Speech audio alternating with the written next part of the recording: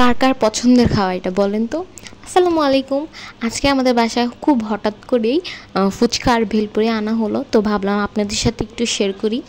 আমি এখানে প্রথমেই ফুচকাগুলোতে পুর ভরে নিয়েছি এবং সাথে নিয়েছি একদম নাগামরিচ দিয়ে ঝাল ঝাল টক, আর সাথে নিয়েছি মিষ্টি টক।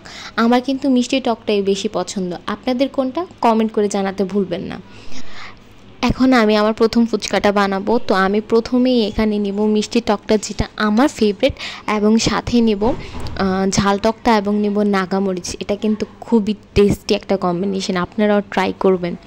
আর বাই দ্য ওয়ে, ফুচকাটা আনা হয়েছিল চাঁদপুর ছোট হাসান আলীর মাঠে মাহিদ ফুচকা স্টল থেকে।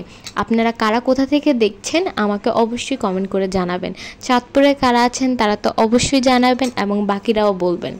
এই দেখেন ফুচকাটা দেখতে কতটা লোভনীয়, আমার তো এখনও দেখে এখনও খেতে ইচ্ছা করছে।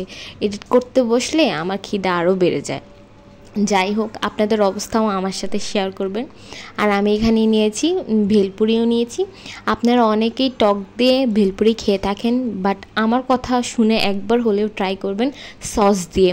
এটা খুবই টেস্টি হয়। আমরা যখন মহিলা কলেজে পড়তাম তখন আমরা যখন অর্ডার করতাম, ওনারা আমাদেরকে সস দিয়ে এটা সার্ভ করতো, এবং আসলে এটার টেস্ট কিন্তু অন্যরকম, খুবই মজার। সাথে আমি এটার সাথে একটু মিষ্টি টকও দিয়ে নিচ্ছি।